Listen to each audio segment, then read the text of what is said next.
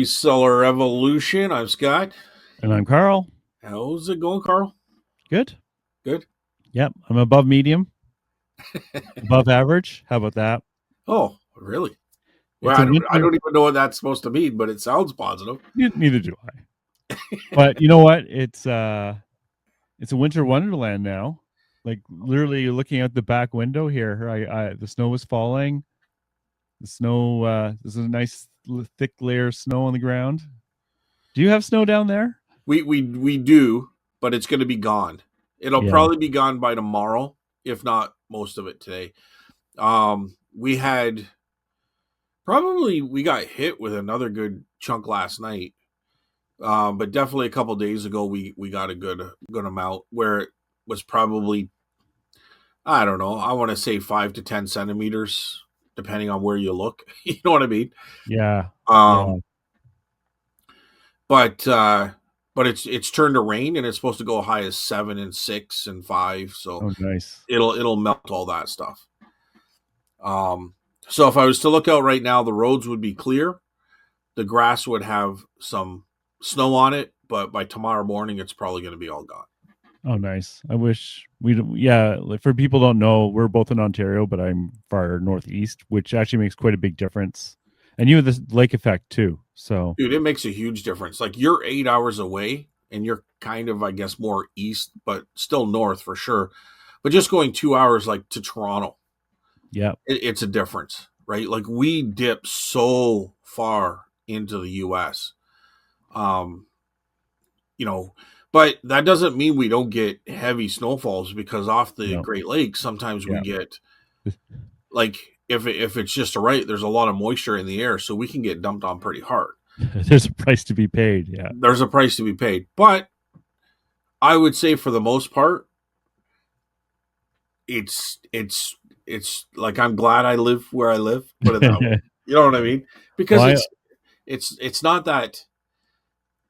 I don't know. I don't know what I'm saying, Carl. I don't want to sound like a wussy, but you know what? It's not a long winter. Like you guys definitely yes, accumulate early and it is gone later. You know what I mean? So your winters are longer. yeah. And I'm gonna pay the price because I didn't put the Christmas lights up yet. So I'm gonna lose a couple of fingers putting them up. But she who must be obeyed and kept happy, Yeah, you know the way it is. I do. I do. With a few fingers to keep peace. I had to get all that stuff out last night, Carl. Yep. Boxes and boxes and totes. But you know the good thing about Christmas? I don't know. What is it? All We the get to sell things? people buying our crap. Oh, okay. Yeah, that's true. That's true. Our wonderful treasures. Yeah.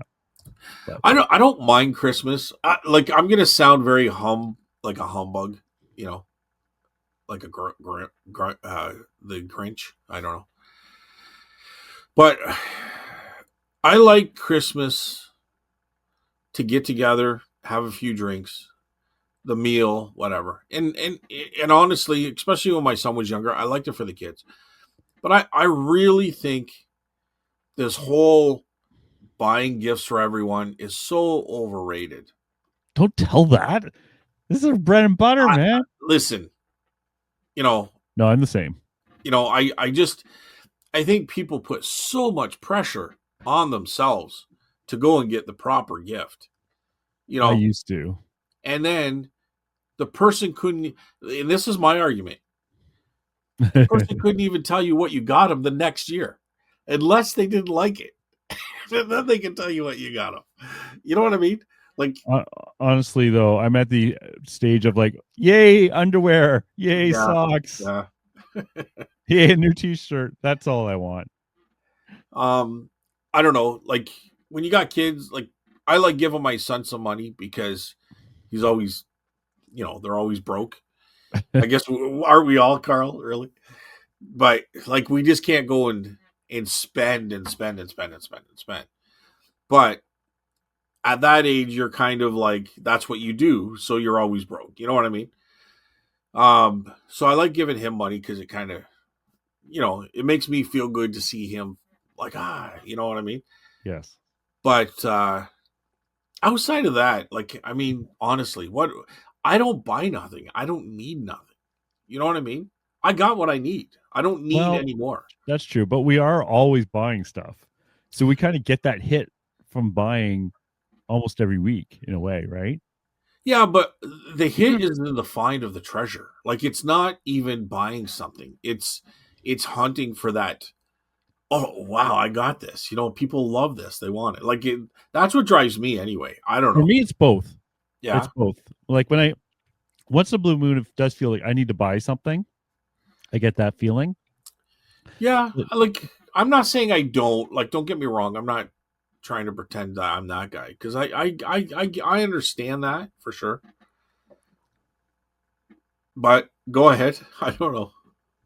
But yeah, we like when I buy something that I'm interested in, it kind of gives me the same hit, even though I know it's going out back out the door.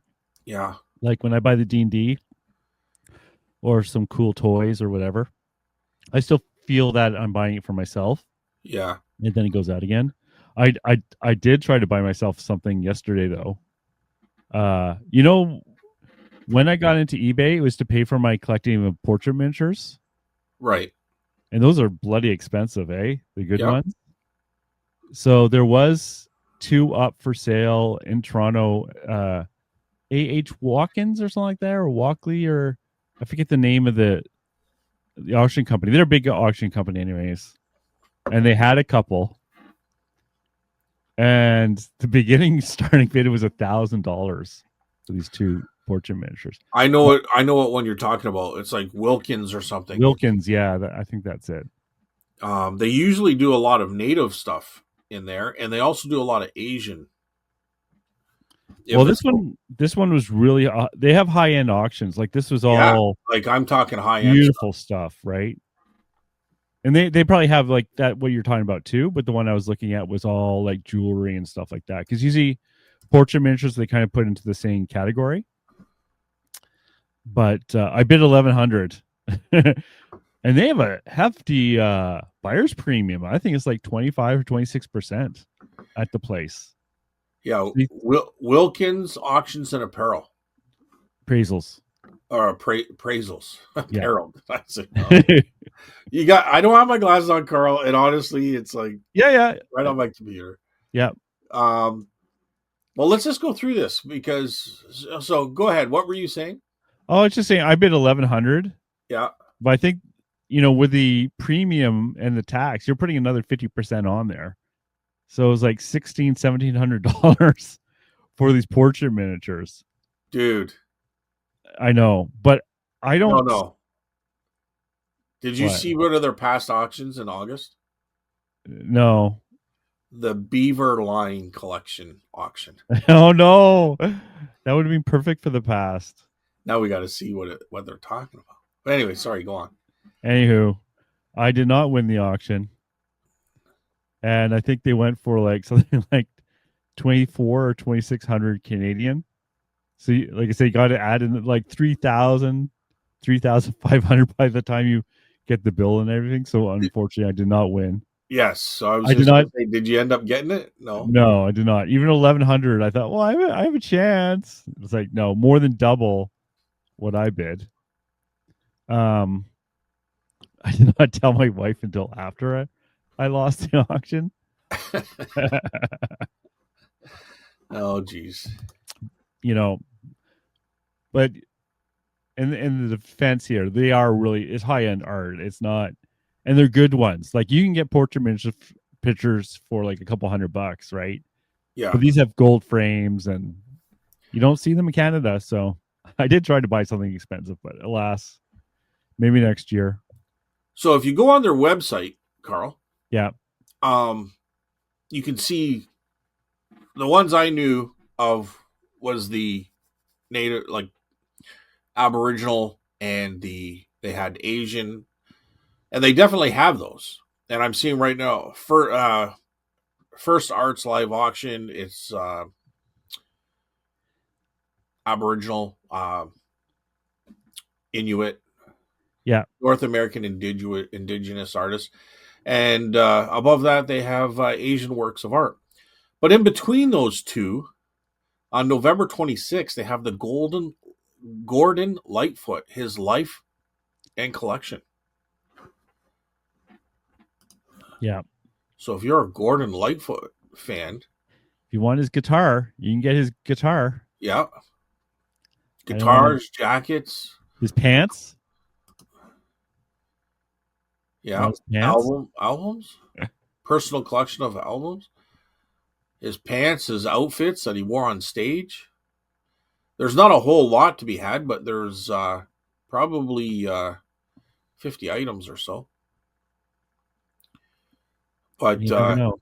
as a Canadian, Gordon Lightfoot was an iconic figure. So That's such a different part of the market, isn't it? what's that? Like I'm used to buying things for $5 or $10. Oh yes, yes, yeah. This isn't. You don't go to these auctions to buy to resell. Like No, this is for maybe retail. to a degree, but you're looking as an investment for years down the road. You know what I Yeah, mean? yeah. I don't even look at these auctions and except as a personal buyer. Yeah, Like even most of the auctions around here, I don't check because usually I find the starting bids are too high, and they don't really have lots. I'm usually interested in lots. yeah. They You know, definitely don't start at $2. they don't know or a buck. Mine start at a buck. Yeah, no, that's Um, okay. Like they're heavily curated, right? right. So they're guaranteeing what they're selling. I can guarantee you that the auction I go to doesn't guarantee anything. Yeah, It doesn't and even guarantee that it's complete or even works. yeah. Like, Well, yeah, and it's a lot like we've talked before about Miller, but it would be yes, higher end stuff, and you're not going to find things are worth less than, like, I know Miller's case, $300. You know what I mean? yes, yeah, Like you're not going to go in there and find a bag of Smurfs. You know yeah, what I mean? no, yeah, yeah. That's just not going to happen. But Although I'm more excited by the pile of Smurfs, to be honest. well, because you know what it is, right? I look at this other stuff and I'm like, I don't even know what that is. You know. But anyways, it's that's pretty cool. I'm glad you actually. I forgot about that auction house, but that's a good one to remember. Once in a while, it's just like you see stuff in there. It's like, oh, I could find that in a mixed lot, right? Like 100%. like the lot where they had the portrait miniatures. You're probably not going to see portrait miniatures. I have found them on the wall, baggy wall once. I was shocked that they were there. They weren't super high end ones, but they weren't nothing either. It's like, how on earth did this even get here? Yeah. Someone probably thought they were just prints or something. I don't know, but I was so happy. But you might find like some of this high end jewelry just mixed in with a bunch of cosmetic jewelry. That can definitely happen. What Or a fine often piece. what often what often scares me is a lot of this high end stuff, if you don't know what you're looking at, could end up in the garbage, Yeah. right? Because if I see some of it, like, and I'm not saying all of it, but some of it, when you see, it's like, oh, that's a porcelain bowl. I don't want it. You know what I mean? I don't deal with glass It's or broken. I'm throwing yeah, it out. but then it's like from the Chengming dynasty from, you know, 20 BC or whatever. I don't know, 200 BC. I'm just saying, like, you don't know what you're looking at, or it could be No. an art from Maud Lewis, but it looks like a child did it, so you throw it out, right? Yeah. So it's always nice to kind of go through these type of auction houses and just kind of look over, because when you're out there, like we're talking to resellers for the most part, but resellers are out there all the time. You never know what you're going to see. No. You just don't know. And if you kind of keep watching it, you kind of get a feel for something that could be interesting. I like those gambling lots. And not Or even just in a lot. Like, I'm talking about if you look at these higher end auction houses, or yeah, you go to a yard sale or an yeah. estate sale, Oh yeah. Yeah. you might see that type of item. And I've done that before. I mean, I don't get crazy, $20,000 values in anything, but every now and then you're like, okay, for instance, that clicker that Like Yep. I The had no truck. clue what it was, but it Yeah. looked interesting enough, and the price was right that I'm Yeah. like, I don't know. I think that looks kind of interesting. It could be something, and it turns out to be something. You know what I mean? Yeah, So, that was the remote for a truck, dump truck, right? Is that what oh, you're talking about? that was another one. That Oh, was okay. I'm talking about last week where that wooden device that you wheel Oh, around, and it sorry. Yeah. ended up to be a World War II, Yes. um, uh, like for incoming planes and stuff like that. That would be a warning Yeah. siren to the soldiers. Um, but it's just different things like that. You kind of like, I don't know what it is, but it looks interesting. You know what I Yeah. mean? Yeah.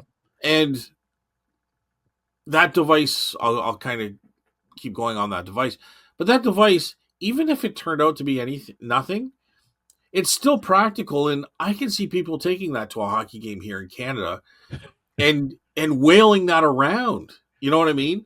Yeah. I can see that kind of like it could still have a modern day practical use that I could throw in the booth for, you know, $30. Someone's going to pick it up, you know, like Yeah. people like those old brass cowbells, They do. and some of them like them for decor. And, but I've also had people say, wow, that gives such a really nice sound. I'm really glad I bought this. I've had that kind of response. But if you go to an arena, sometimes they got those same bells just clang, clang, clang, clang, clang, because they're trying to make noise when their team scores and stuff, right? Yeah. So it still has a practical use for today. It's just, you know, it's not what it was meant for. So I'm just saying, like, you just never know who's going to buy it. First of all, it's going to Or have why? an, Yeah. or why, but it'll have an appeal to someone, right? So, but anyway, I don't know. Kind of rambling on there, but it's just good to go back and kind of look. Your eye also develops a bit of an appreciation for things too. Like some Definitely. things, like folk art to me, if I wasn't introduced to it, I wouldn't have appreciated it. But when I actually start looking for it and seeing it, I'm like, wow, that like I can appreciate it now. You know what I mean? To the point where possibly if I was going to collect anything, that would be something I would collect, at least in a few pieces that really stand out. You know what I mean? That dog. That dog was cool that you had. Yeah, I love the dog, but I like it for a different reason because I went with my uncle.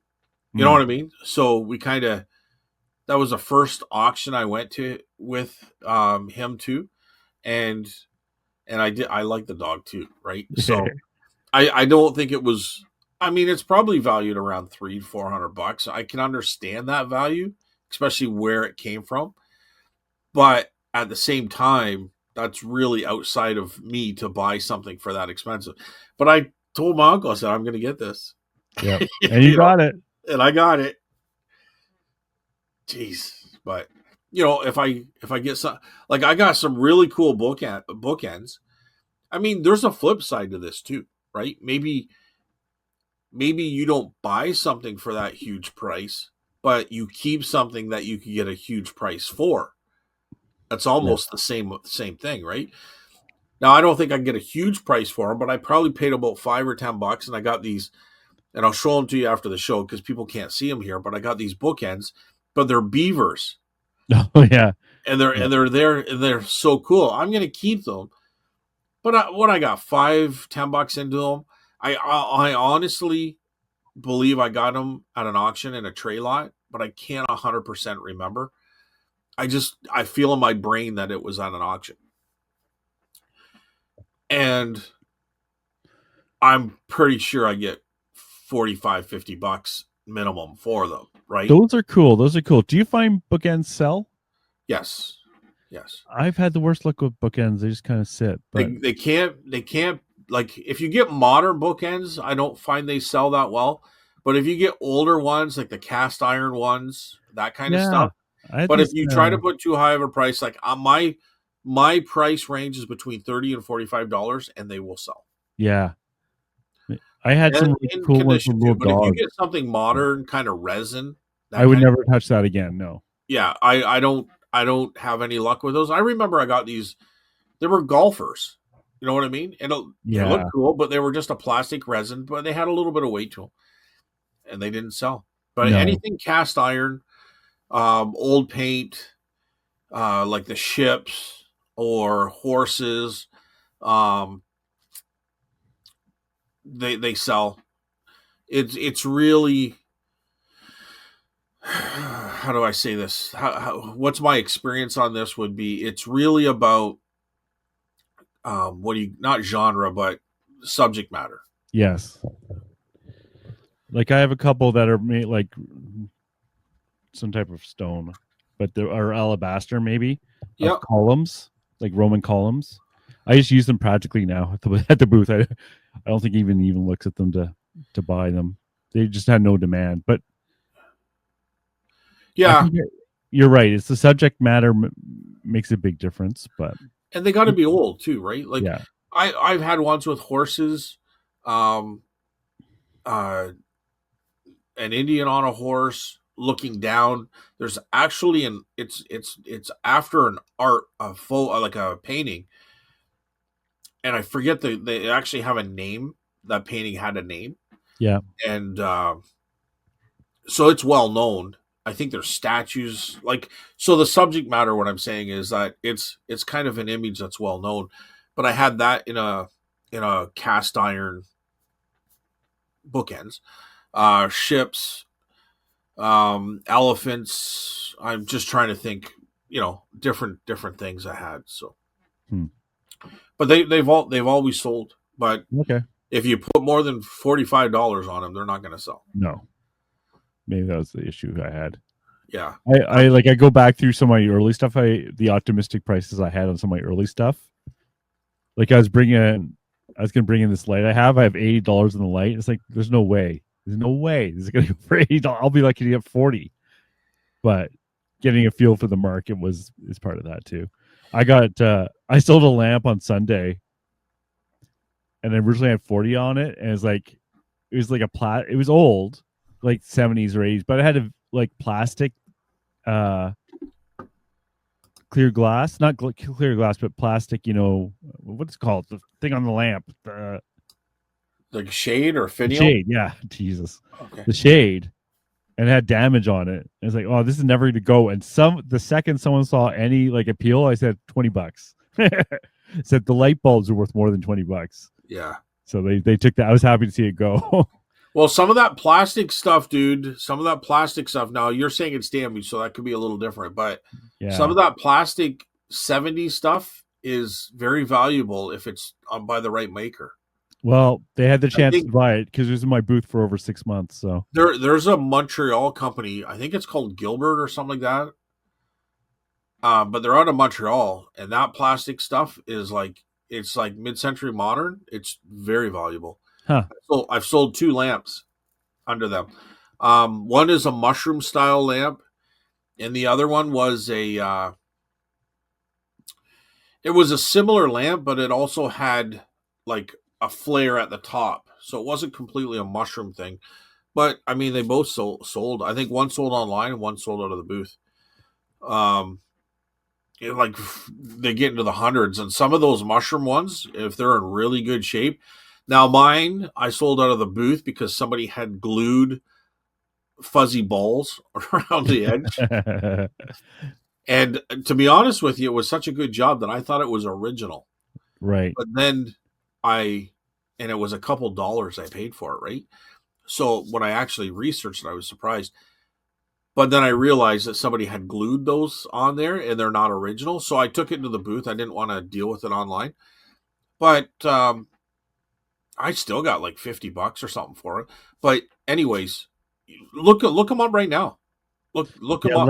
lamps are dangerous. Like I can see just before I look it up, I can see one lamp in your background, and I have two, or actually three. No, two in my background. One there, and one way over here. Like So, that's am a I, wall. That's a wall hanging lamp. Is that the one you're talking about? no, on the other side. Anyway, just lamps. So Oh, that's for no that's below. because that's where I do my No, photos. lower. Oh, There. the lampshade with the leg. Yeah, that's right. That lamp. That, That So, lamp is from the Christmas Story. oh yeah, with the leg, woman's leg. Yeah, the Yeah. Fragili. It's Italian. So lamps, I'm a little shy about. Like this it's so like we are talking about at our house. We can't even find nice lamps out there for our house. There's so many garbage lamps, but I do good with lamps if they're old, in good shape, and they. I'm not going to get a fortune for most of them, but yeah, um, they have to have an appeal. Don't get me wrong. Not all lamps are created equal. There's not even close.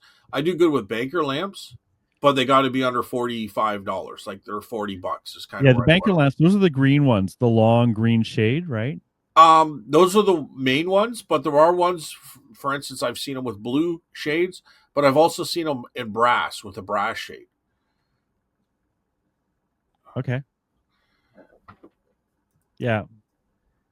You see so many of the modern banker lamps, but But yeah, just getting back, like the mushroom. Uh, now I'm going to see all sorts of mushrooms. God, I hate it when that happens. I think it's by Gilbert.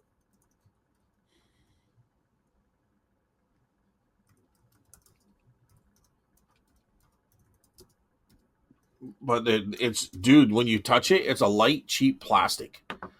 oh, yeah. I It know is. the audience at home is like, we can't see, but you have to Yeah. kind of look it up yourself. Like, Yeah. And color makes a big difference too. The reds and the pinks. yeah, Mine was kind of mine was a brown and a beige, but there's, yeah, Gilbert soft light mushroom lamp red MCM mid century modern, $195. if I see color when I'm at the stores, it grabs my attention, and I so rarely see color for lamps. But I would, if I saw something like this, I would definitely take a second look. I'm almost But more interested in the light shade than I am in the, not in this but case, not for these ones, but for other ones. but it's a cheap plastic feel. Yeah, I might not know. Like when you pick it up, it almost seems like for a kid's room. Like Yeah, it really. I was surprised. I was surprised. If they wanted $10 for it, I probably would have passed it up. But because it was a couple bucks, I grabbed it, yeah. and I'm so glad I did because I learned off of it. Right? Are you? Did you see them? Yep. Okay. They look like red and white mushroom lamps, or kind of flowery top ones too. Um. Like it looks like a petal. Is what came up in images. I didn't look too long, but Yeah. But anyway, you get over $100 to $200 for them. Some I see in the 3 something range. I don't know if that's a sold price or not, but it is Gilbert, and they're out of Montreal, if I well, they remember might be correctly. around then. What's that? They'll be around. Yeah, there's one on Etsy for 225 Canadian. I don't know. I don't know if that's a sold price. 1960s, but yeah, and they usually have a paper sticker on them, but from what I understand, just for anybody listening that wasn't aware of them, uh, you're going to know it. I don't think they're made by other companies. I think it's strictly to their company. So if that sticker's off, but I know the one had the sticker on it, and it was, it was a '60s style sticker. It was blue and white, but I'm pretty sure it said made in Montreal. Cool. Something's got to be made in Canada. Yeah. Well, yeah, it's the '60s here. But there you Speaking of go. made, Oh, hopefully that's a bolo. I think you might see these at garage sales on occasion. Definitely Well, estate sales. I saw one at the garage sale, and I saw one for a cheap price. I think they wanted $20 at a antique store where I was. They wanted $20 for it because I knew what it was based on the previous buy. I grabbed it for $20. So, Nice. but it was in mint shape. like super mint shape. Had the still had the sticker on the bottom. Minty. Minty. But Tina Mac likes the bolos, so there's one for Tina. Yeah, that bolo thing. Thanks, Tina. I'm still traumatized by that. I was thinking about that the other day when one of my bolos was so dumb. Oh, it was the trays, like a butler with the tray. That was desperation times. I remember that. I saw some at the thrift store. I just walked by. I think they weren't Bombay Company. They were something else. So I had a new experience this week. Oh, It's not a bad one. So for me, on my eBay, I ship to United States for paper stuff because it's exempt from the tariffs. yeah.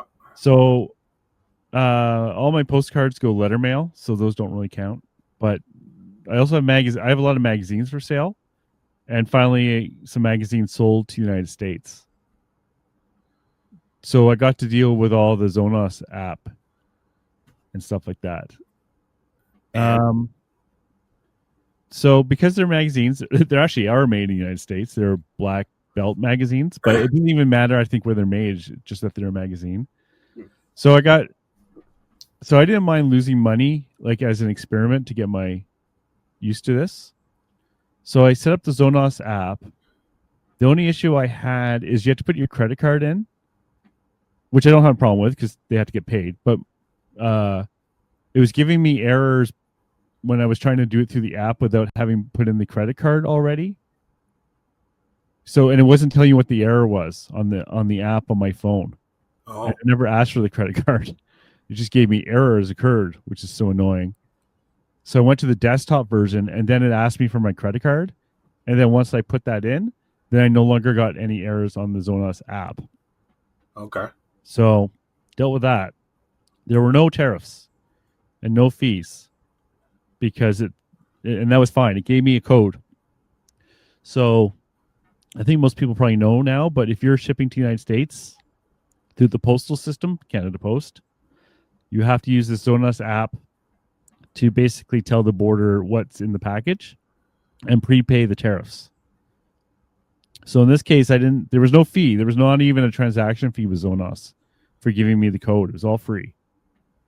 So where I lost money a bit was that when I shipped these magazines, normally that would have cost me maybe $12, maybe $14 at most to ship to the United States, and it cost me $20 because I couldn't use eBay labels. They don't offer it, which is a pain in the butt because I love eBay labels because not only is it cheaper, it's easier. It's like print me label and that's it. So I had to use the Canada Post one, which is Snap. I just to be clear, you could use Chit Chats or all these other companies, but I just wanted to use Canada Post. So I use Snap Ship. And I have to transfer all the information across, like for the address. Not a big deal, but you still have to, like, instead of one button, you have to do it, right? Yeah. And that cost me $20. So it cost me another $6 or $8 to ship these magazines. Now, that being said, I don't have this complete story because I need to go in today and go to the Canada Post counter, and I have to make sure that everything is okay. And before I ship this. Now, you're saying that you had to pay the duties ahead of time? Well, there are no duties for magazines. So, yes, you do have to pay the duties ahead of time with Canada Post, but in this case, there's 0 duties. Okay. Which is why I have magazines open to the United States. Right. The issue that's odd that you still have to go through Zonos on something that doesn't require duties. Because they still have to know what's inside of it. Yeah, but Canada Post could tell them. True, but whatever. Like it's on the eBay label what's in there. Well, true, but they still need that they need that code. Even if there's no duties owing, they still need that code that Zonos somehow gets for. I don't know the technical details, to be honest, right? I just could do what they tell me to do. No, but I'm just thinking maybe it's the way it is now, but it's probably an easy fix if there's no duties required. I Now, if hope there's they do. duties required, maybe it's a more complicated system. But when there's no duties there, it's like you either believe the person or you don't. So you either open the package or you don't. You know what I mean? Yeah, there's As always a border person. as a border person. Yeah, like in this case, if it's not magazines, I don't know what it would be because it's in a stay flat. But I could have put Well, those in a box, of course, right? yeah, it could be art. It could be True. it could be something Else. else, Yeah. No, for sure. For sure. right? Like, um, anyways, so I went through. I'll have to have a part two because I'm actually going to go to the post office and see. Because I actually on the label I print, I felt very old school because when I printed it with Snapship, I didn't use my eBay. I didn't use my Zebra label maker. For the sticky label, I had to go and print it on my printer, cut the Oh piece of man, paper, and put in the old plastic envelopes. I yeah, felt very old school because I hadn't done that like like in like years. that's apocalyptic, dude. Like I know, right? you know, if you got to go back to that, holy Christ! Yeah, it wasn't that big a deal, but still, it's so nice. Like you forget how much we've advanced Yeah, when you have to go back. It's like, oh yeah, I remember doing this. you're in Penning the the piece of Stone paper, Age. signing the piece of paper, trying to get the sticky like label to start sticking to the package and not in like a horrible way that's all crinkled up. Old school, Yeah, but it'd be really nice if they eventually do it so you can just do this all like get the eBay uh shipping discount and the Zonos app would just know there's no fees on this and would do it all for you. That'd be great. But we are far from there. yeah. No. Well, we're far from there now, but I mean, things could develop quickly. Um, and I'm sure they're eventually going to. I mean, this is all only a month or two, like a couple of months old, right? So, Yeah. Yeah. um, but it's still an interesting process. Like it'd be interesting next week to hear what you have to say on how it went first through Canada Post and them accepting it, but then does it get delivered without an issue, right? Like so, it'd be Yeah. interesting to hear the rest of it next week. So, were We'll you see. taking that today? Sorry? You're taking that to Canada Post today? Yeah, I'll take it today. Okay. So I think like a lot of the time it took me was just remembering the process or learning the process, right? Yeah.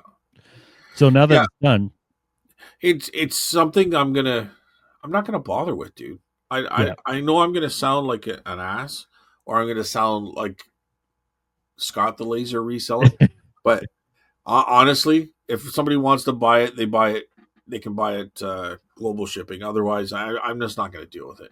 I'm not gonna. I just don't want the headache of doing much more, and I get it. Yeah. I'm definitely gonna start. Like I've been super busy, and I might be busy this week. Like there's just so much going on right now. It's crazy. I don't even know what days it is. Like they just blend into each other. But what was I gonna say?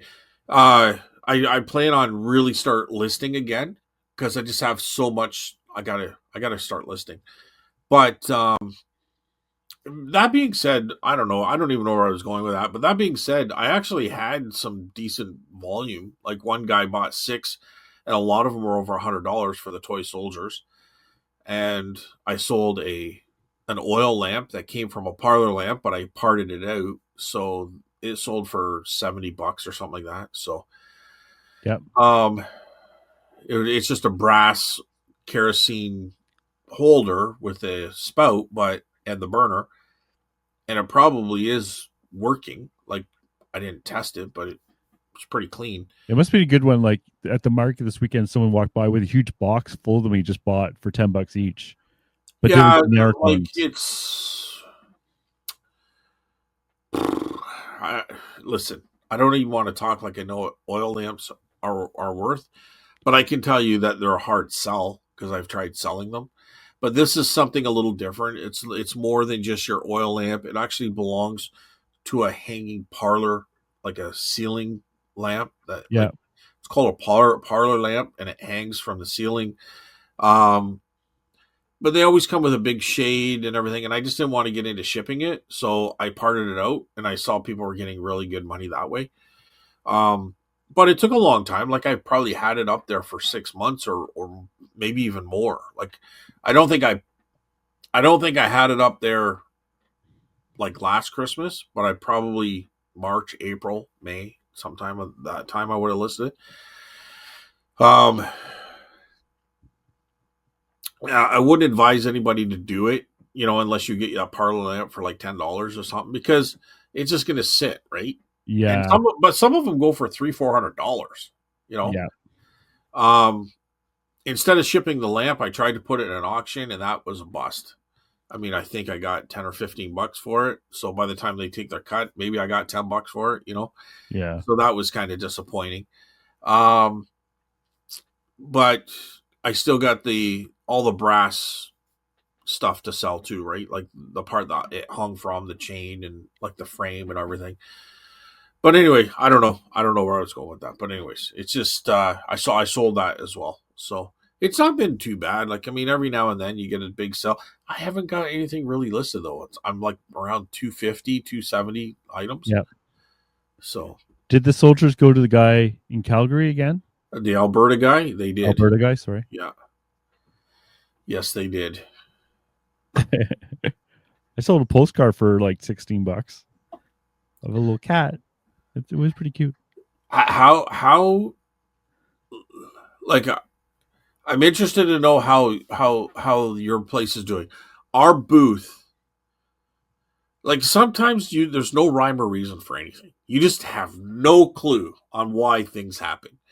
So Saturday was an amazing day.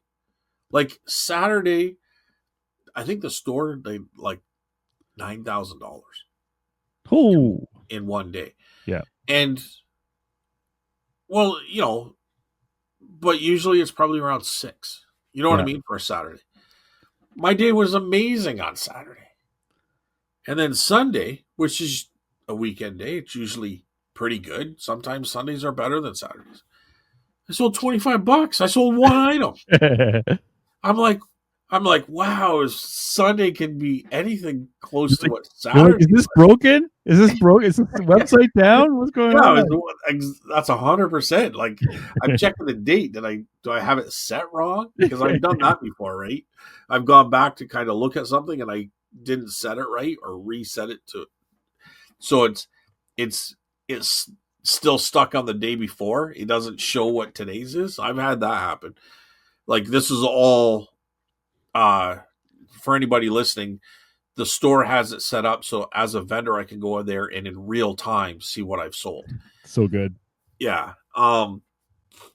But dude, I'm checking it all day and there's just nothing. I'm like, but Steph had to work that day and she said it was so slow. But Saturday was huge day and it makes no sense. I know we had some snow overnight, but I mean that shouldn't have stopped the whole day. So Sunday we had a storm, but our weather reaches us from you like at least half a day later, I would say, right? Okay. So, but we had our first snowstorm on Sunday, and the market was completely dead. I would say about a quarter of the stall people did not show up even. Oh, wow. I debated going. The problem was that when I was going in the morning, I knew this in advance, but it was completely clear. There was no snow at all. The storm was coming during the day and later in the day, right? And of course, with every first snowstorm, they haven't salted the roads. Yeah. Half the people don't have their snow tires on yet. And even Canadians, it takes a day or two to get used to having our snow feel back on for driving, the feel to it. Well, there's a lot of people out there that have no experience in snow. And there's that too. Right. So it was dead on our Sunday. I didn't even make my rent on Sunday because there was no one there. Yeah. And honestly, if I knew that, I wouldn't have gone. I know. That's the disappointing part, right? Right. Because you got that long drive. I got an hour drive. I don't mind the length of the time. I just don't like wasting my time. Right. 100%. And I kind of knew this was how it was going to be. But so I was saying to the guys around me, if there's going to be a storm on a Sunday, even predicted, I just won't go in. It's not Yeah. worth it. Yeah. Like for me, the drive home was fine. Like it was starting to snow, but my wife was out to the west side of Ottawa, and she came home around 9, and she had to white knuckle it all the way home because the highway was so bad. There is a cure for that, Carl. Go ahead. 4x4. 4x4. Yeah, well, there's those guys going like passing everyone on a truck. They're the ones you see in the ditch because they don't have anything in the back and they slide off the side of the road. Listen, it's you still have you still have to brake. You know what I mean? So I know those guys too. They go fast. Oh, they brake when they're in the ditch. Yeah, yeah. Don't worry, I laugh at those guys too. Don't get me wrong, but it does give you that extra peace of mind, that extra protection. You definitely need snow tires, Oh right? yeah, yeah. But honestly, dude, the 4x4, the most dangerous thing is a truck with rear drive. I've had that before, and a little bit of rain, you're spinning out, Oh, right? my heart can't take that feeling when you start losing control and you're like, Yeah, well, this is it. I have no control. yeah. Yeah. But it's the 4x4 is amazing. So even if you're going to get a car, like I would still recommend 4x4 if you're living in Canada, especially in your area where you're getting like the 4x4 is night and day. Night I've and heard so many people say the same thing. Yeah. yeah, it's just it's a different experience. And It almost put it this way. Sometimes as a kid, well, in a kid, I'm talking like 17, 18, 16, when you get your license, we used to love doing burnouts. We would go to an empty parking lot and go fast and spin the truck and, yeah. get it to do fun stuff because it's fun, or you slide it the rear end sideways, but it's all controlled. It's all intentional. You can't Yeah. do that when your 4x4 is on. So you miss that a little bit, but you can always take the 4x4 off. I've had enough of that experience unattended on the highway that I remember once I like spun a whole 180 or whatever. And it's like, thank God there was no one around me because I had no control. Well, when my son got his license, I took him to a parking lot and I made him do that. I made him Yeah. spin the tires and spin out and go fast and slam on the brakes because no one's there. And I said, get the feel of what it's like to slide and lose control and how you get out of it. You know what I mean? And Yeah. go One of the, fast and spin your back end so that it slides. So you let off on the gas. You know what I mean? All this kind of stuff and how it can straighten out for you. Because there's nothing more panicky than not having control and having no idea what to do. And and one of the experiences you get when you're driving in those situations, if you hit the brakes, it will cause you to lose control. 100%. But that is such an opposite of what you think at the time. You're like, I don't want to hit this thing. I can hit the brakes. But you're driving, it's like if you hit the brakes at this moment, it'll just start spinning. You just have to hope for the best in a way, right? Or do it right. Get a feel for the road. But anyways. Yeah, what anybody listening that doesn't know how to do this in wintertime, what you're supposed to do if you have the wits about you, because sometimes it happens so quick. Yeah. The immediate thing is lightly pump your brakes. It brings you to but pump them. Like as you go into a skid, release, pump, release, pump, release. But what you're really supposed to do is put it in neutral and do that. Yeah, and a lot of cars now automatically do that pump thing. I hate that pump thing because it doesn't do it right. It's called it's called what is that called? Anti-braking or anti-lock? Anti-lock braking or something. I haven't experienced that with the truck yet, so I don't even know if it has that, or maybe it's shut off. But I had a vehicle that did that, and it sounds like your car's braking. Like that's what it feels like. It's like thump, thump, thump, thump, And I thump. don't mean stop braking. I mean breaking down braking. Like Oh. right? It feels to me. It Yeah, feels it doesn't awful. feel good. Yeah, it doesn't feel good. No. But to me, I don't like it because I don't have the control. The car has the control, and it doesn't work for me. Like I don't like it. I'd rather pump the brakes, put it in neutral, pump the brakes, and let me deal with it. That's just my personal view. I'm not sure if anyone else feels like that, but I don't have a neutral. you don't. Oh, really? No, there's no neutral. I guess if you're not pressing on the gas, it's neutral. Is that how it works? Electric's different. Yeah. Yeah. I don't know. Wow. That's interesting, Carl. I've never driven an electric car. I think technically maybe this is neutral if you want to push it, maybe, but you never do that. Like Well, I would never put it in neutral while I'm driving, other than if I'm sliding on the ice. Yeah, no, I understand, but the whole purpose of that is because your drive tires are always moving. Like when you have it in drive, if you don't step on the brake, your vehicle will start moving. Yeah, not with an electric. No, okay, that's interesting. You can actually set that as a setting. Okay, I have it so it doesn't. Like that rolling when it doesn't do that. Did you see? I think it was recently. Did you see where in Toronto? So they tackled this guy, or they tasered him. I think they tasered him. And then they went and tackled him. And a cop was pulling up. And he got out of his vehicle and he didn't take it out. It was still in drive. And it ran over the guy. Oosh. And it just ran over his legs, but it also bumped the police officer that was on top. And he looked like he was hurt. But then they cut quickly, right? It's just a short clip. But that's what I mean. Like if you don't put it into park, if it's in drive, your transmission is spinning those tires slowly, but they're still moving.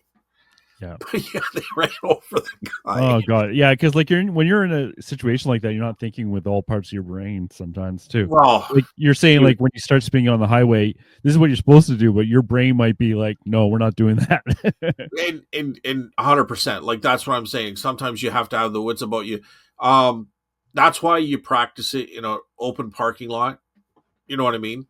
With no other vehicles around, and watch out for the light poles. But, yeah. but that's really what you're supposed to do. I mean, this is so far off of the reselling topic, but yeah. Okay, let's get back on. So, one last thing. My friend just got a new vehicle this last week. Yeah. And he got winter tires, and he has to show them to the insurance company. Oh. He has to take his vehicle there and show his winter tires on that. I've never heard of that before. Have you? I've never heard of that before either. You never had either. So it's not like he has a history of accidents or something. So it's weird. Yeah. Because they were saying a lot of people say they have winter tires when they don't. So. Well, okay. You can. Here's my theory. If you say you have winter tires, you get in an accident and you don't, I think they don't have to pay for your car. I think you've fraudulently right with the. So if you get in an accident, you better have winter tires on. If you told them you have winter tires. The other thing is we have where I bought the truck, they put the winter tires on. They store the summer tires and vice versa. Like every 6 months we switch it out. So there's going to be a record of that anyway. So yeah. For us, like I just get CA to come to my driveway and they do it for me. Really? Anyways, sorry. Yeah, it's really nice because you don't have to do anything and you can just store your tires where you got them. So yeah, no, I didn't know they did that. Yeah, I mean, dude, it costs $100. Oh, it's less than that for CAA. Yeah, really? Eh? Like they store them all. I think it's $125. They put the new tires on, or like the winter tires on. They store the summer tires. Oh yeah. For $125, or it was too much. That's why get back into cars there. That's why I think that's a great deal in my mind. That's why I stopped going to the place where I used to get the tires. They were charging way too much to store them. It's like, I have to come here, and they were grumpy.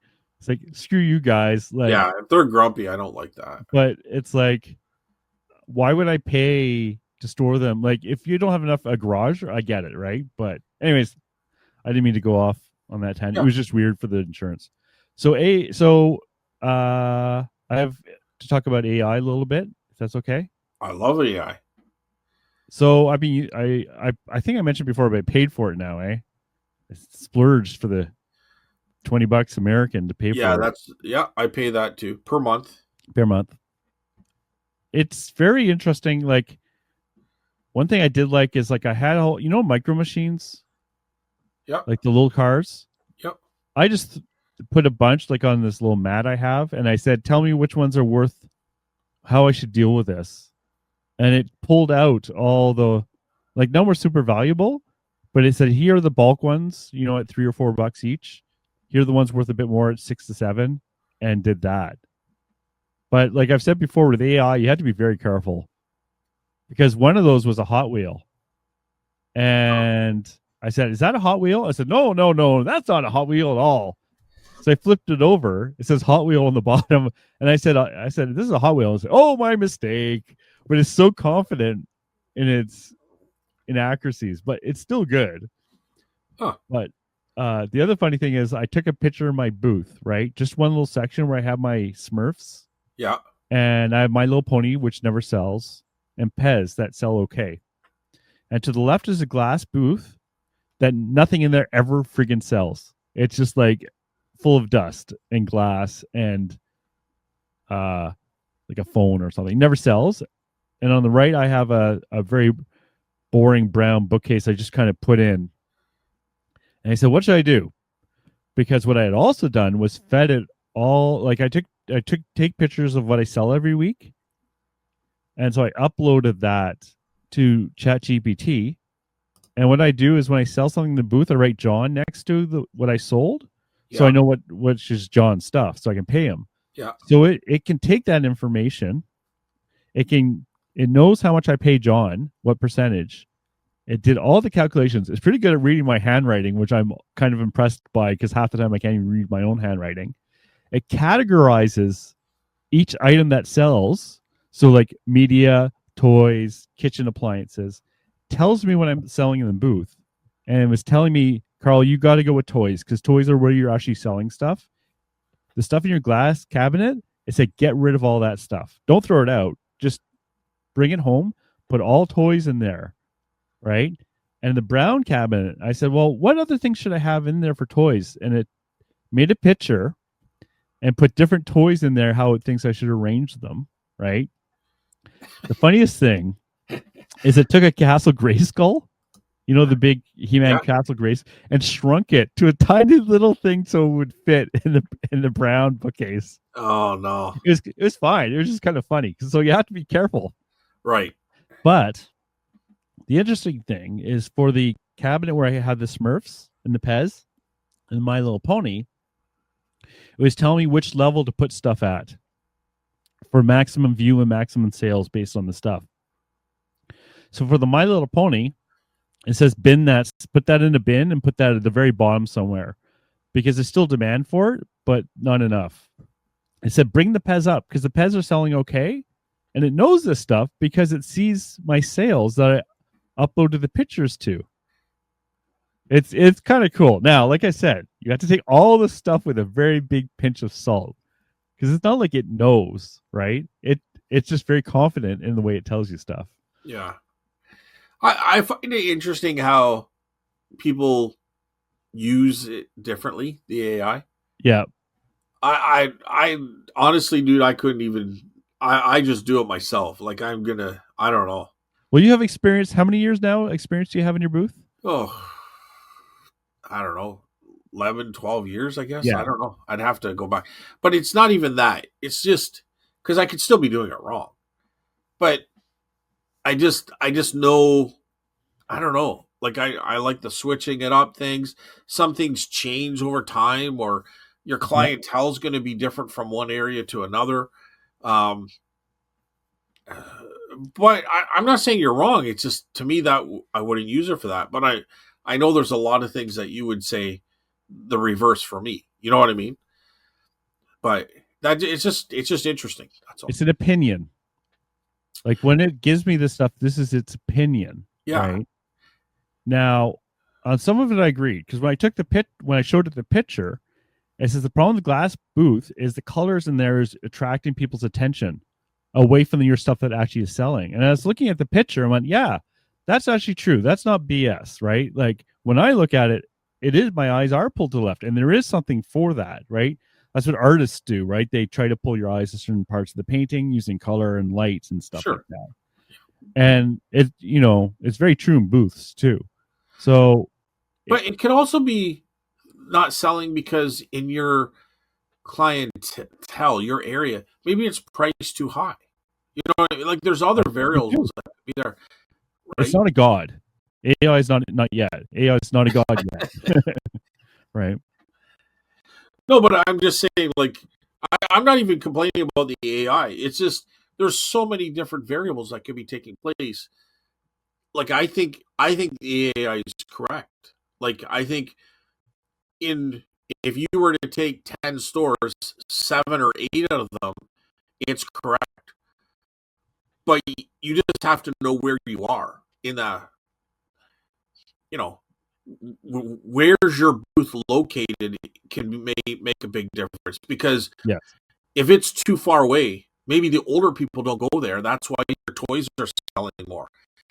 Like I'm making it up as I go, but you Yeah. don't know the reason why things are selling, and maybe it's priced too much. Exactly. You know what I mean? But if you were to take that, it's a different market. So, It'd be a different market. But here's the thing. It has well, my that's sale true history, too. Yeah, yeah, right? Now that being said, I might just have better things that actually people want that's causing the sale history, sure, right? Do you yeah, know what I mean? 100%. Right? Like maybe I'm not selling a lot of kitchenware because I don't have a lot of kitchenware and I got a billion records in there. Right, Like obviously records are going to sell for better, sure. right? So, I think here's another example of where it didn't do so well, which I kind of disappointed at. So the Avalon board games, they have the little cardboard tokens, like little squares, and there's like a trillium in the game.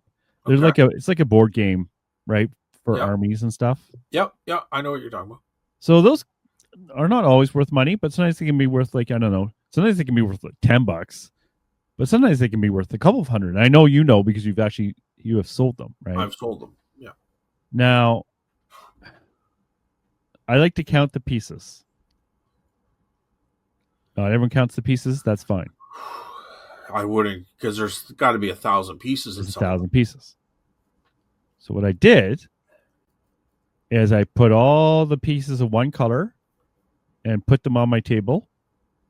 And I told Chat GPT, count all the little triangles or green triangles. Count me all the green triangles. Wow, really? Didn't work. It did?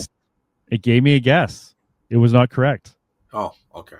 So then it said, okay, well, put them in little rows of 5 each so I can count. Well, then you might as well do it. Yeah, exactly. Right. Now, I really wish it had done that correctly because that would be great. That would be good. I don't know. Now, what you can do is you can get it to produce you a picture and circle each one, which I didn't do because at that point I had a headache. Yeah.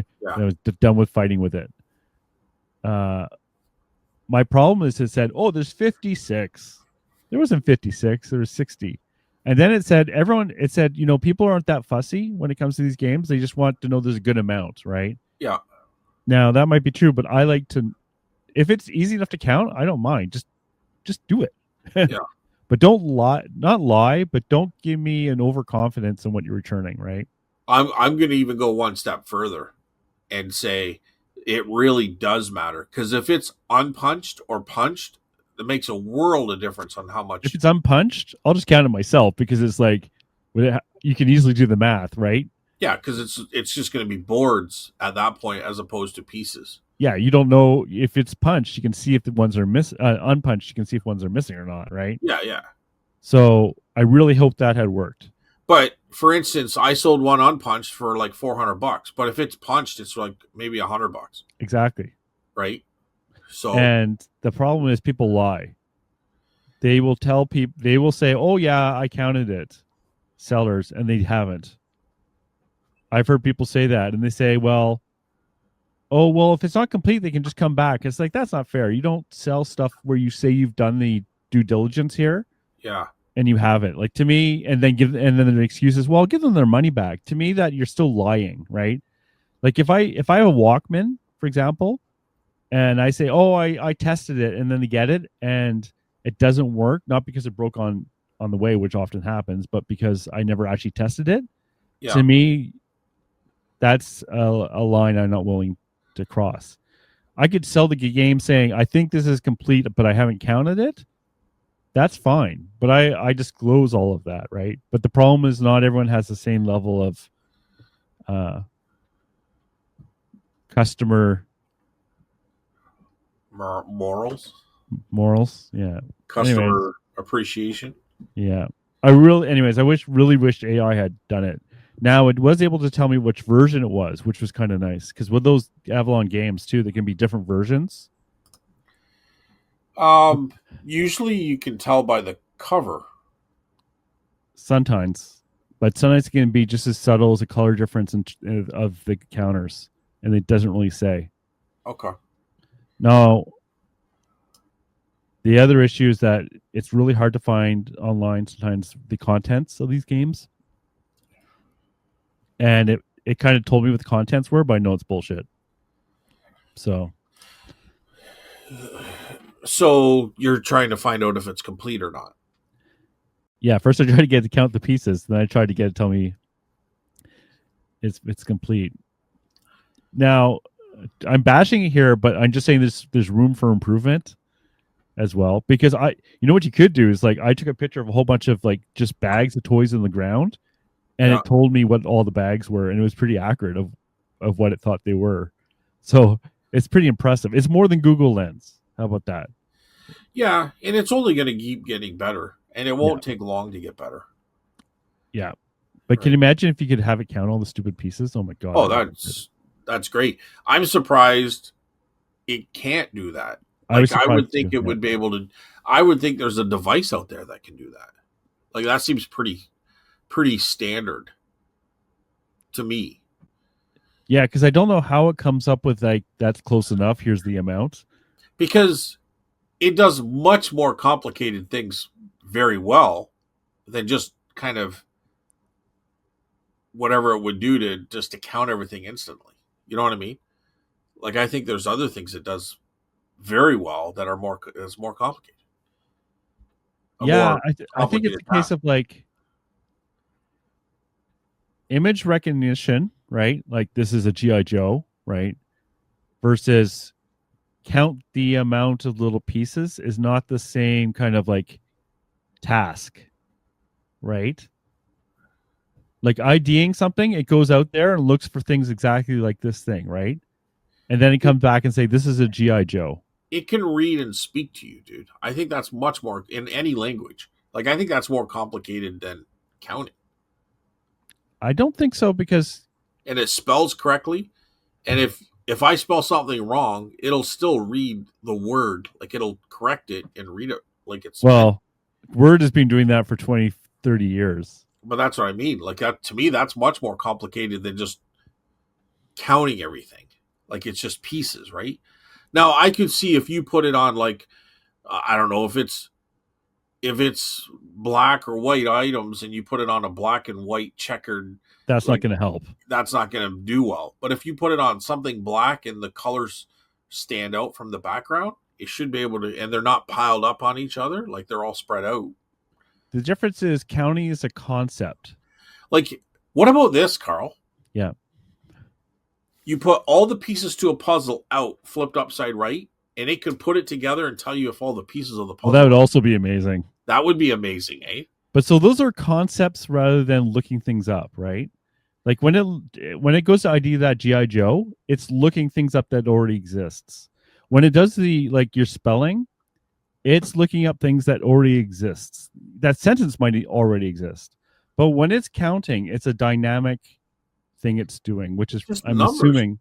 If you if you put in there, 3,275 plus, I don't know, 8,164, like it's a calculator.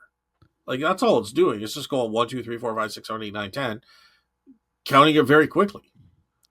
Yeah, Like but to me, it's a task that is much simpler than the ones I had mentioned. In my mind, I don't know. yeah, that's fine. Like neither of us really know how it works. But a puzzle, that just popped in my mind as a great idea.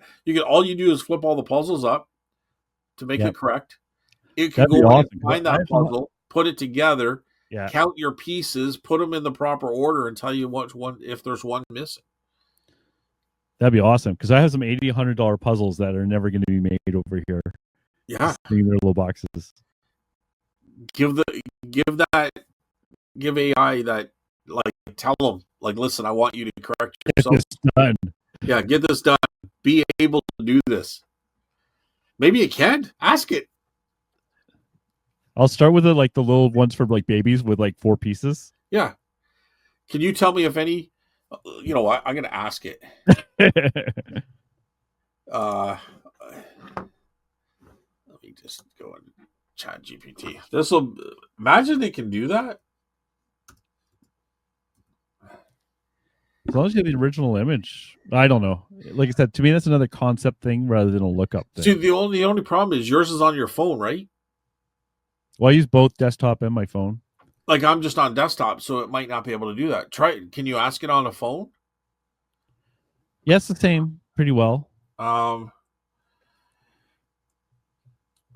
try. We'll save that for next show because I'll have to type it all in, and I'll probably give it the wrong prompt, and I'll have to reprompt it. And it'll just we'll do that next show because it's going to take. Telling Amy, it's like dealing with a genie, where you have to be very careful how you word your wish, otherwise you get something completely different. Yeah, it's a bit like that sometimes. Yeah, because first I said count the pieces, and then I said count the green squares, just to see if it made a difference. It did not. Yeah. What about the one? There's 3 guys on an island. Did you hear this one? No. Okay, there's 3 guys on the island, and they were shipwrecked there, and they've been there for like 10 years. And the one came across a bottle, like a genie bottle, and they rubbed it, and the genie goes, "I will grant you each one wish." So the first guy said, "Well, this is a no-brainer. I want to go back home. I want to be with my family." Boom, he was gone. And he goes to the second guy. He goes, "What's your wish?" And he goes, "You know what? I'm really lonely here, and I want to go back to my family too." Poof, he was gone. And then he goes to the third guy, and he goes, "What's your wish?" And he goes, "Well, I'm really lonely now that my friends are gone. I wish my friends were back."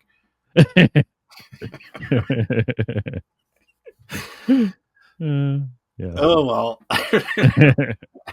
Okay, so they're back anyway.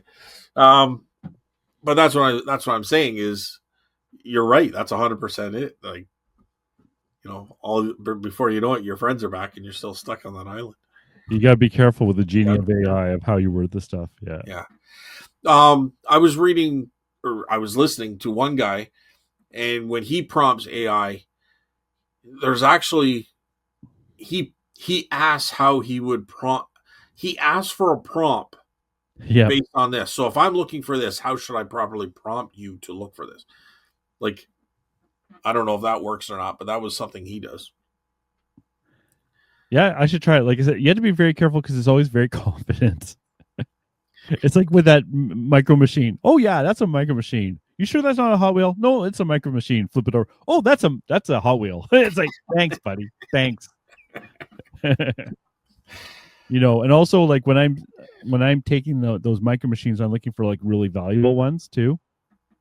I'm hoping that it's doing it right. And that when it says these are the cheap ones, they actually are. Now, to be honest, I'm going with what it says because I can't be bothered to spend more time. But what I did do at the end of it, I said, for micro machines, can you just tell me like a cheat guide for them? Right?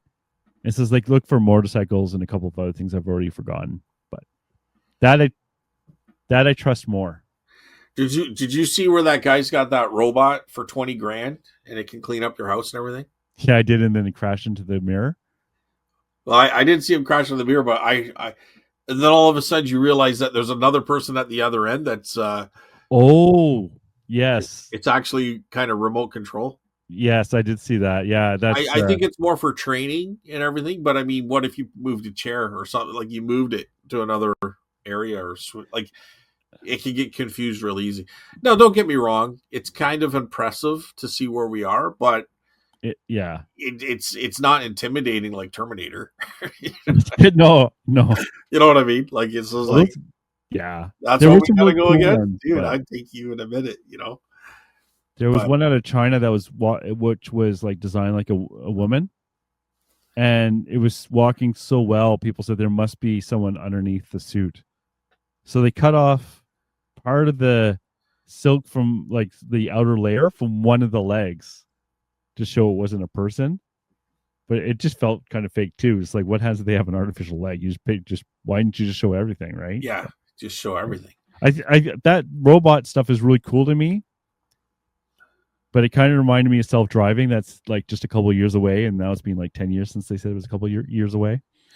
Um, I think it is getting close. Um,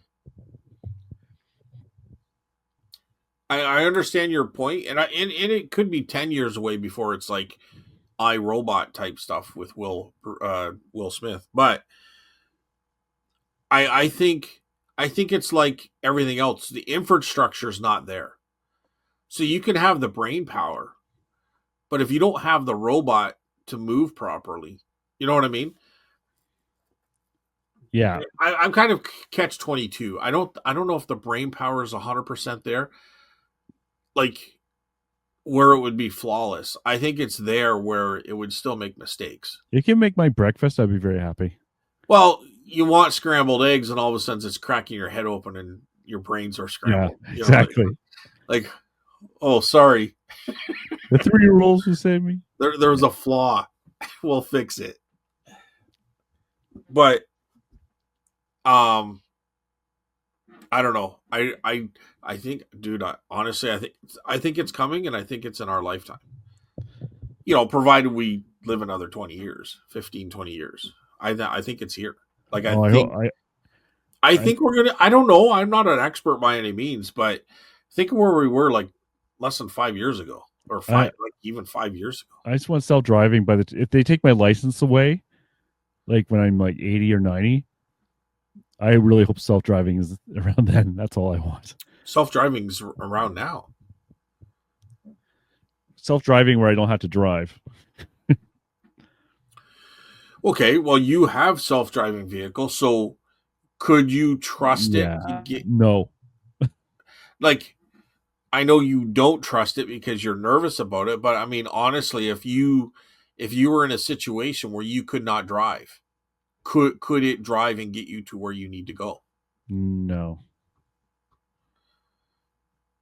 Because what I'm seeing is differently. I'm seeing different experiences than that online.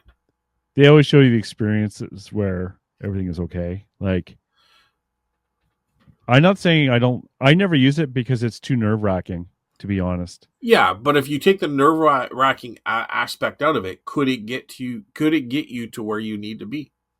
That's what I'm I at. guess, like, if you're in an emergency and it's like, get me to the hospital, Yeah, and you could keep your hand on the wheel because you have to keep your hand on the wheel to keep it going, it might be able to get you kind of there, or it could go off the road at some point too. Like, don't get me wrong, it's like they've come a long way, but they still have a long way to go. How about that? okay. Because like there'll be weird situations where it doesn't really know what to do, or even I don't know what to do.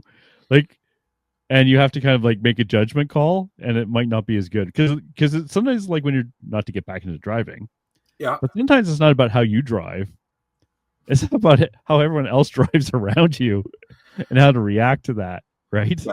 Like, when you're driving, you can kind of tell when someone's going to go into your lane before they signal or do anything. You just get a feeling like that guy's going to shift over any second now, and you kind of anticipate that and plan for it, right? Well, the AI will happily crash into them, you know, but we'll get there. Like, I'm much more like, for me, the Tesla, like, that's good, but what's more interesting is the Waymo stuff they have going on. But anyways, Well, you can't just leave me there. What's the Waymo stuff? That is the self-driving they have in gated areas for full self-driving with no one in the car at all, Oh, except for the okay. Well, passenger. we had there was that at Toyota. That's when you're building them. No, when they have automated, like they're I guess they're a vehicle. They're not a passenger vehicle, but like say you every 12 doors or I think held a dozen roughly, but you would put 12 doors and then it would just drive off and it would take them to where those doors had to go on its own. Oh, okay, that's cool. So it's probably that type of thing. Yeah, this one's because this one's dealing with like pedestrians and bicycles and roadworks and like getting stuck at lights and stuff like that. So these ones are always reading what it's around. So if it picks up something in front of it, it will stop like 2 feet in front of it. Yeah, it's in a regular neighborhood. Yeah. So there's probably things underground that it like signaling to guide it No, no, or above. Like if it's using it can't drive into someone's house. no, it's using radar and GPS and maps and stuff like that. Yeah. Because these ones use, well, I guess they're probably just set up. I mean, there's painted lines on the floor because that's to let us know where these things are programmed to drive. So if you're standing on the line, you're going to interfere with it. You know what I mean? It Get will out of the stop way, before it hits meatbag. you, most likely. But um, Anyways, we won't go into this Waymo okay, thing for too much, but you should look it up if you're interested in this stuff because it is a different level. I'm sort of interested into it. Like I'm not. The Like funny thing is, I think it's neat, but I'm yeah, not going to lose sleep or no, I no, don't no, need to know the next thing. You know what I mean? I'm not that into it.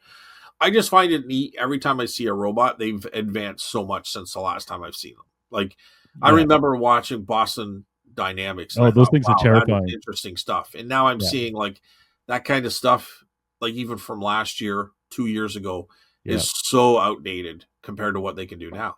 Burn it with fire, man. That stuff is terrifying. The Boston Dynamics stuff, the dog there. Yeah, but they can do so much. Like 100%, it's kind of scary because you're not just dealing with a Terminator. You're dealing with like things you can't really pick up. They could look like a rabbit. Like there's all sorts of things that The drones are terrifying enough for the me. drones, everything, right? Oh my god, when they do synchronous like recharging and like displays, like oh my god, you could totally see how like that would just totally destroy an army within minutes. Yeah, like you're gonna want the days when it's just one robot running after you with a shotgun. Like those are great days. Like these things are like coming at you from all angles. Like it could look like a piece of wood on a fence, and all of a sudden it's running after you and shooting, you know, or trying to zap you with electricity or shooting lasers at you or something. Like I just wanted to make my breakfast. Is that yeah, so much to yeah, ask? I Cup of know. coffee, scrambled eggs. Nothing fancy. I only need like sunny side over eggs. Just scrambled is good enough. Anywho, All right, should we get in the comments a little bit? let's get out of the weeds. Yeah. Oh, So Spotify, yeah. there is one from Tina. Okay. A couple of international sales, but eBay is still slow going. Poshmark is going well though, and thank goodness. Hope you didn't put all your stuff outside, Scott. Lots of snow out there today. Yeah, I think that's referring to you had some stuff outside and you had to move it. Yeah. I still I it's fine. I covered it up and I brought it under this what do you call it? Canopy, Yeah. right? Like it's an all year round thing. I brought it under that and I still put plastic on top of it. So it's fine. It's only car parts that's out there. Yeah. You're adding patina. What's that? You're I'm adding adding patina. patina. Well, I don't think it technically it shouldn't. It's blocked from the elements other than the cold, which is no Okay. different than a car normally, right? So it's not get like it's steel. It's made for that kind of weather, um, but it's not getting the moisture directly. It's more getting just cold. So I don't know. It should be fine. I don't know. We'll see. Um, it's going to be moved. So what? Why is it still out there? Because I was going to have a guy. I got his phone number right here. I just haven't called him back. He wanted to buy a bunch of that stuff, but I don't know. I just didn't want to get into it. I want to kind of look it over. I don't want to sell something for $10 that's worth $200. That's the problem, because car I parts do sell on eBay. totally get that. Yeah. So I just never got around to doing it. There's so much going on, so much that's happened, and I'm still working on that book. Like the book is done, first draft, but I still got to revise it. I got a couple people reading it that's going to get back to me. Although I did get a comment from one of the persons so far. The other one is more Steph's friend, and so is this one, but I know her as like well enough to. I'll just get. We kind of commented back and forth, but this is she reads like 3 to 4 books a week, or 2 to 3 Wow. books a week. I'll just give you the first sentence. I mean, it's a lot. I finished it. It was really good, like really good. Oh, nice. But But there are some changes that she would have made, but there were like more basic concept things. It wasn't book structure things, so that was nice to hear. Although, you know, I I'm saying this hoping that my initial instructions were I'd rather hear all bad news than any good news, because the good news isn't going to help me. So, you know, so we'll see. okay. But I mean, at least she liked it. Yeah. She said there was a couple parts there where it was uh, like maybe I wrote it wrong, but then I came back and it all made sense later. And that's kind of what I wanted the book to do. It was to kind of like, oh, that makes sense. You know what I mean? Right. So that I like to me that worked. So anyway, I won't go into it too much more, but I didn't. We did get snow, but it's going to be gone. Where you guys got lots of snow. I'm going back to Tina's remark here. Lots of snow Yep. out there today. So it sounds to me like we didn't get as much as you guys, or at least ours is wet and melting. Yeah. No, it might be here for the winter.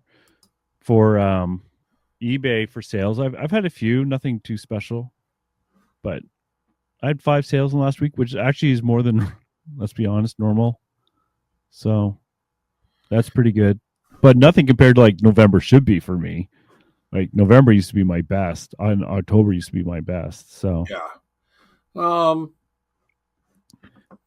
you know, I would like to get an international or EIS, eBay International Sale, or shipping. I mean, sale, but I haven't had one yet. I had someone ask, but I think I mentioned that last week. I think since the last week I've sold 4 toy soldiers to one guy, and then 6 to the guy in Alberta, and then the oil lamp. Yeah. So, Yeah. but I'll be completely honest and fair to the system in that I've got under 300 listed, probably closer to 250. I can tell you exactly how much. How much do I have listed? 275. 275, and then most of them are toy soldiers. So it's going to obviously more of my sales are going to be toy soldiers, but that is going to be corrected very shortly as soon as Carl lets me get off this show. I'm just kidding. I know. Um, You know one thing I did this week? what's that? I changed batteries and watches. Never done that before. Oh, That was exciting. So I had some Mickey Mouse watches. yeah. Nothing valuable, like 10, 15, $20. Uh, so I learned how to pop them open and put the right battery in there. And What does a battery like when I take it to the jeweler? They only cost like $8 to change it out. What does it cost just for the battery?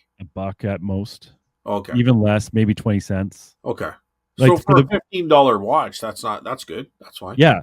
Yeah. So now it depends on the watch because they could take different batteries, but the ones I replaced were like really cheap. Like I went to the dollar store and got the little ones. They'll last like 6 months to a year, but that's fine. I'm just getting it out the door. Right. Uh, Speaking of watches, Carl, I found my watch.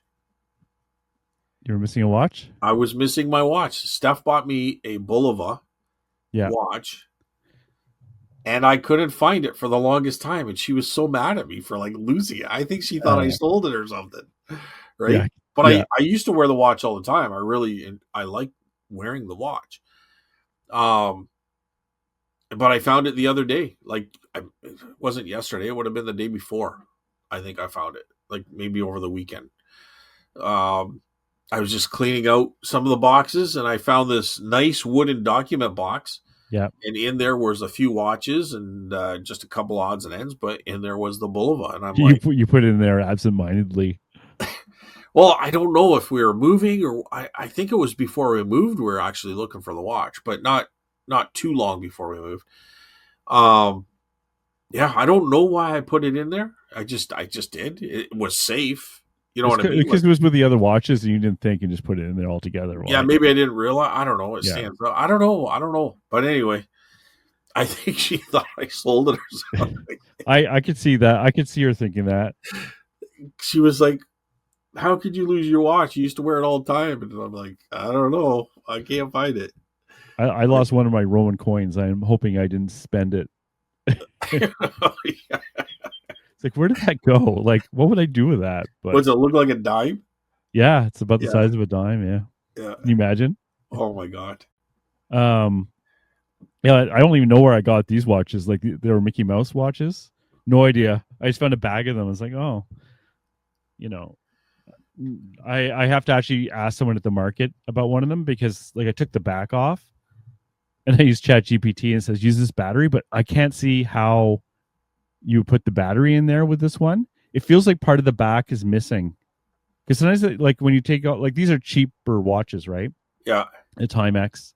And I took the back off, and sometimes they have little plastic rings in the back to kind of hold everything in place. I think it has to be missing that piece. So now ChatGPT said, no, it's complete, but I don't believe it. I think it's being optimistic. So I'm going to actually ask someone at the market. You're lucky ChatGPT's not a robot, dude. I know, right? It's fist fighting. You're fucking wrong. You're you know what though? It's going to listen to our podcast and come at me later. So I, for one, support our new AI overlords. Yeah. Watches are kind of cool though. I was having fun just learning it. Like, yeah, I was making like for the amount of time I pumped into these stupid watches, I'm making like $1 an hour. Because not only did I have to figure out how to open them, figure out what they're worth, I had to go to the store to get batteries for it. I had to go to a few Dollaramas. Oh, the other thing I need, which I'm looking for cheap ones, is new watch bands. Because the one thing that was freaky is when I was trying to ID the watches, I would take a picture.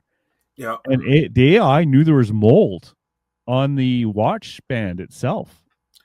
And I didn't even notice the mold. Is it mold or is it corrosion? No, it's mold on the the leather band. Yeah. And I didn't even notice it. And it's like, there's mold on that. And it's like, holy shit, there is. So obviously I threw those out. Yeah, just scrape it off. Yeah. No, not in this case. But I was looking, and then I was looking for cheap just bands. So I went Dollar Store and Dollarama and Dollar Tree and whatever the hell, but I couldn't find any. I don't want to spend. The worst thing is sometimes at Value Village you'll find a bag of watch bands. Yeah. But I don't have any. I did find a bag of them, but none of them are appropriate. They're all for like Fitbits or something. so they're not the right kind of thing. But Yeah, I think you can buy cheap watch bands. I they have to be really cheap though, because these watches are only worth like $15-20 at most, right? Yeah, I think you can buy them for like $1.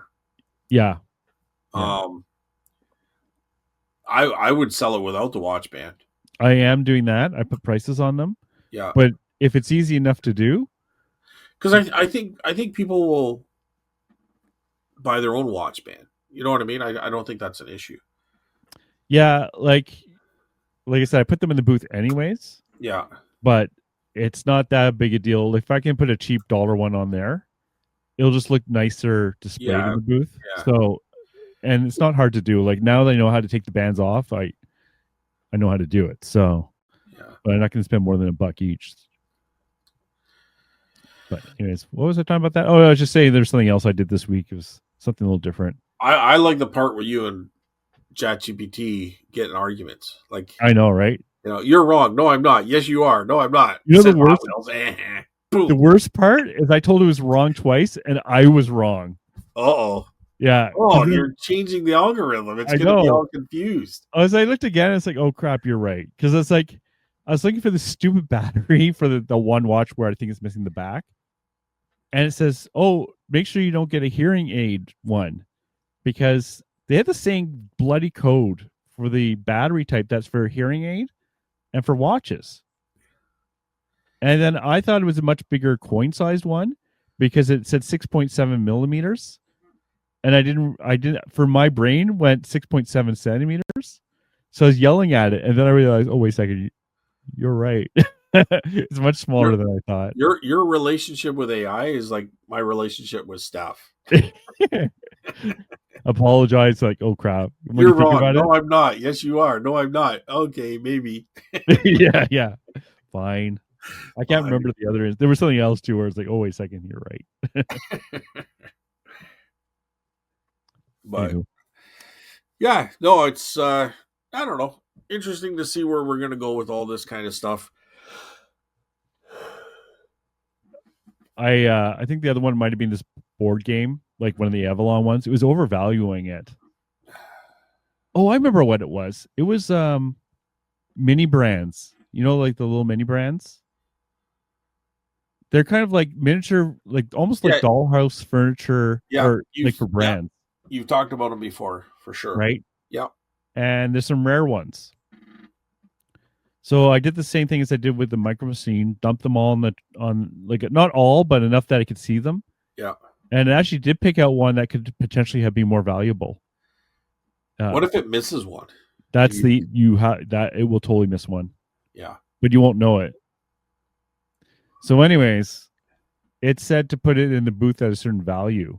I think $2 each. And I said to it, well, they only sell for 50 cents online. And what it said is that that's true, but they're much more like spontaneous buys at the booth. Yeah. People actually will pay you the $2 rather than the 50 cents. So try the $2. So I thought, you know what?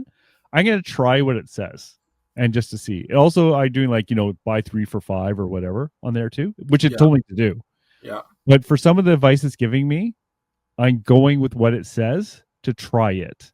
Because it's not And the person that buys it, first of all, it's not instantaneous, like I said, but they also have to pay shipping.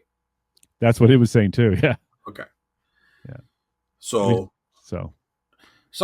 and I think I've said that before,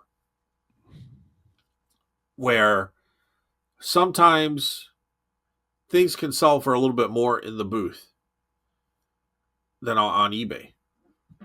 Smurfs are a good example for me. Well, just really anything that, I think my reasoning was because there's a lot of people out there that don't use eBay, that don't go on eBay. You know what I mean? And if it's rare enough of an item, or it's rare for this area, like they'll pay a little bit more for it. Or the shipping distorts the cost of the item. For sure, shipping is included in that, especially if it's under $10, right? Yeah, so. Yeah. Like another example is I was talking to my buddy Simon at the market, and he sells Pokemon figures, which I have as well, little Tommy ones. And he's saying, well, because I sold some on eBay. I sold 4 of them in a lot for about $24 or something. And he said I would have given you $8 each. Like I could have made more money in the booth. And I said, yeah, the reason that I sold the 4 for that amount online is because I had to sell them as a lot because it wasn't worth selling them individually. Right. Where you don't have to worry about that as much in the booth, where you don't have to worry about making lots and hoping that someone wants enough of that lot to buy the whole lot, you know? So there's that aspect too. Well, it's funny you said this because I had some uh Mario, like Nintendo Mario Yeah. things, and this was in there. Have you seen this guy? No, I haven't. What he's showing is a little worm on top of a cloud. Yeah, it's a. Or I turtle. think it's like a Sorry. bee or a turtle or something. But so he's got glasses. He's waving and he's on a cloud, but it's a Mario thing. I forget what it's called. It goes for $25, I know, right? and I'm like, Really? I put everything in a bag and I put like $5 on it, and I'm like, do I put 10 and put this on there, or do I decide to try to sell it for $25? So I'm like, not really into selling it for $25 online, but for something like that, it's gonna be cheap to ship. I'm gonna put $25 on and sell I it. would. I You would. would? So I would.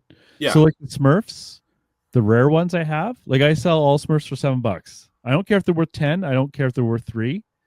Everything in the booth is $7 because I can't be bothered to individually price each one of those Blaze Smurfs, right? yeah, And if someone wants to get the $10 one for $7, more power to them. I can't be bothered. right. But I have some Smurfs over here worth $40, $30. I don't even want them at the booth Because because you'll never get that.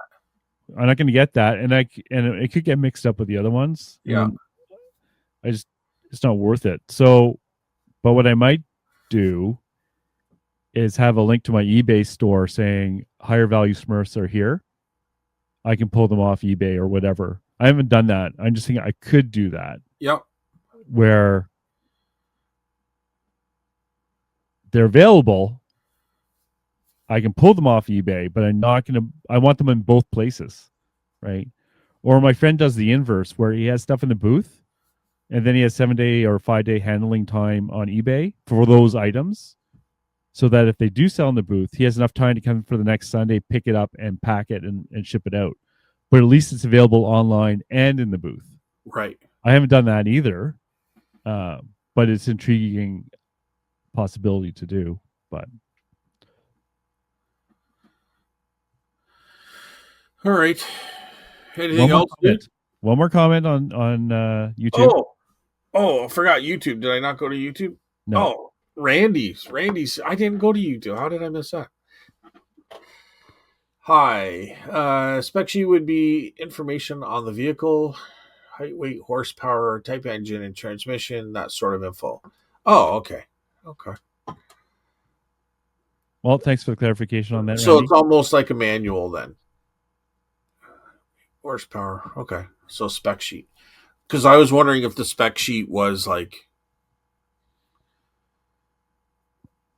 referring to like where they dropped it off, what load they took, all that kind of stuff, right? Yeah. Very good, Randy. Hope all is well out there, Randy. Good to hear from you. And did you get lots of snow? Yep. That's it. That's all I'm seeing here, right? Yep. We are aware that the last show for the first 5 minutes was choppy. No idea what happened there. At least after Carl. the 5 minutes was up, it was good. Carl's AI was interfering. Yeah, it's a warning. This is the least of my powers. Maybe it's a female and it was all jealous. Come back and talk to me. I'm sure that happens. Imagine that. Like, oh my god, Oh, like where does it go? Yeah, it definitely that is not even a imagine. That is definitely happening. Really? Oh yeah. Where the AI is jealous.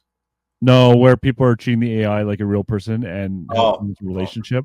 yeah. Have you ever seen the movie Her? I know what it's about. I have not watched it, and I don't know why I've not watched it because It's okay. Jacqueline Joaquin Phoenix is I like his acting, so Yeah, it's okay. But it's okay. it's about that. it seemed very kind of slow Yeah, in the trailer. So I think that's probably why I kind of yeah. zoom off from it. I'm But not saying run out there and watch it, but I like the other AI one much more about the people. I can't remember the name of it, but they're in a house and the guy was developing a robot with AI and trying to pass the Turing test. Anyways, it doesn't matter. what kind of test?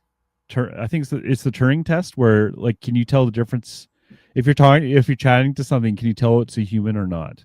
Oh, That's like a level of AI which we're probably past already in most cases, where you can't even tell if you're talking to a human or not. Not like you don't see them visually, just like typing. yeah. Well, like with Chat GPT, right? And if it Yeah, can no, I'm sure we're pass the past Turing test, that. I think we're past that without I would question. think so. Yeah, I think even visually, some of that stuff can be very hard to distinguish. I think you can if you watch it long enough, but if you just watch it for a few seconds, it can. yeah. You have to kind of like wait a second, right? And it's a AI flavor. You're talking about AI produced videos. Yeah. Yeah, Um, it's almost to the point where if it looks too good, yeah, it's probably fake. Like yeah. Too that's shiny. that's my initial thoughts. Like when I see something, like if the lighting looks too perfect or everything looks too symmetrical, like perfect, it's probably not. And then if you look at it later on and it's got like three fingers instead of five or Those six days are fingers, over. Pretty well. There's exceptions to that, but yeah, yeah. But the lighting is usually very good in an AI thing. Like it's crazy. But anyway, not the stuff that's free.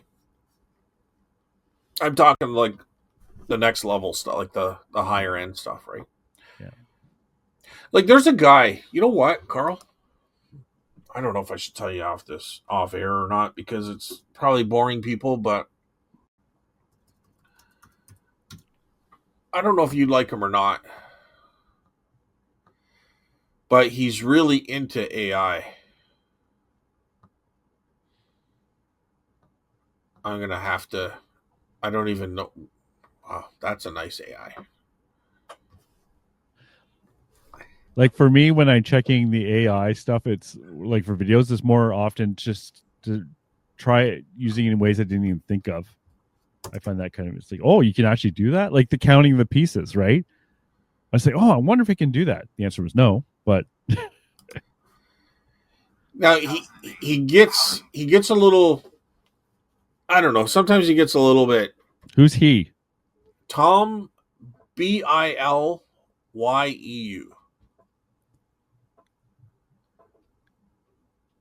but he gets some interesting guests. They kind of start to say all the same things after a while, but He has a punchable face. he does. But he's not bad. He's not bad. He's It's very not fair to judge, but he does have a punchable face. Yes. so what he's done is he's put all his future and investments and everything into AI. He's Oh created a God. company and he's seems to be very successful. He does talk about like economy and where things are going in the future. Like basically he'll just tell you like we're guessing, but this is why we concluded that type thing. But some of his AI stuff, his AI videos are really interesting. Um, the real reason our culture is falling apart. Like I could only listen to his guests talk for so long, Yeah. but they're very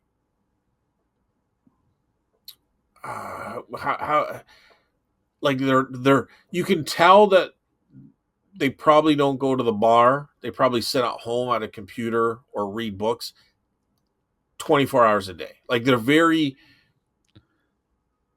I don't want to even say nerdy because I think I'm nerdy, but they're very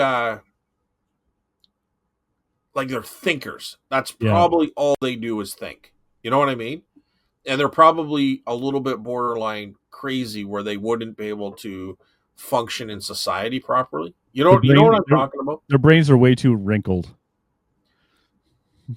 Like, but they're probably geniuses in certain groups, Yes, but there's a right? price to be paid usually. There's a price to be paid for that, Yeah. for sure. Um, but they do have some interesting ways that they look at things that just, and I'm not talking political. Like, political is kind of an opinion. Mm-hmm. I'm talking about just where maybe society has been, and from there we determine where it could go and why. And it's not a political thing. Like, politics plays a little part of it, but it's more of like the social aspect, why people are acting the way they do, and how AI is affecting that or will affect it. You know, that kind of thought, which is really, really kind of cool. Some of it is boring, and you'll turn it off after the first 5 or 10 minutes. But some of the guests are really interesting to listen to. But I don't know. I thought it's pretty good. I'll check it out. Yeah, but if you watch one episode, you're gonna say this is crap. I can't listen to it. But not all of it's crap. I'm just saying, like, try another one. People will, some people will turn you off, and some people are fine. And as soon as you'll know within the first 5 minutes if you want to listen to the guy or not. You know what I mean, or the speaker. Yep. There's lots of shows I listen to like that. What I like is he gives his opinion, but he'll let the other person talk. Yeah. You know what I mean? Yeah. If you ask a question, like, there's some people out there that'll ask a question, and then they'll ask like 20 questions before the guy can answer that one question, or they don't let him finish the answer. They maybe picked what they wanted to hear, and then they chime in with something else. Yeah. You know, like, if you're going to ask someone the question, let him give you the full answer on that, right? And it's not edited, it's live. Like, it's, yes. I'm sure there's editing to a degree, but he's not chopping it so that you hear what he wants you to hear. It's just a conversation. Do you know what I'm saying? I know what you're saying. All right. I'll have to check it out. I can't comment without hearing it. So, but I know what you're saying. What type of show it is. So, I'll give him a chance. And I'm sure he has guests on there that he doesn't believe what they're saying or agree. Yeah. So I like that. He's not trying to spin a narrative. He's just trying to understand different theories and thoughts. Okay. So anyway, he's not for everybody. I know that. I understand that. He can be kind of dry and boring, but it's one of those things that I put in the background, and if something tweaks, I'll sit there and I'll pay attention to it. So yeah. But his probably his main theories or thesis or whatever you want to call it, his main thoughts are around AI and how it'll affect us going forward. Yeah, no, I'll check him out.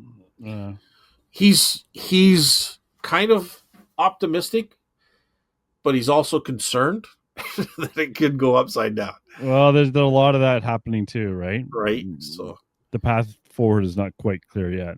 Let me put it this way. He thinks it's going to be positive for a lot of people, but it's also going to be negative for a lot of people. Progress is often like that. Right? So if you're into it and you understand it and you learn it now, that's going to be very beneficial. And one of the things about AI is that there's going to be a lot of people who feel lost and left out, and they don't understand it. And it could lead to depression, a lack of interest in things, because things could eventually be to the point where you don't need to work. You know what I mean? Like, AI is going to do all that work, and you're not going to have a meaning in life, and people could get depressed.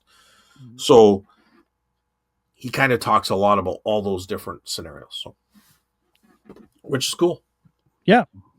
So no, it sounds good. Anyway. Yeah, I guess that's it. Nothing else. Yeah, I don't know what to say. I got nothing. Okay. Well, Yeah. thank you everyone for listening. It was one of those shows where I had nothing to talk about, Carl. Yeah. Thank you for listening to the Driving Canada Winter AI podcast Yeah, for 2 hours. for 2 hours. Hope you got some work done, having us drone on in the background. Yeah. Put ding-a-ling-a-ling in the chats if you listen to the end. There you go. Just to prove that you listened to the end. Sounds good. All right. Have a good week, everyone. Thanks for coming out. Thanks for listening. Have a good week, Carl. We'll see you guys too, next Scott. week. Okay. Bye, everyone.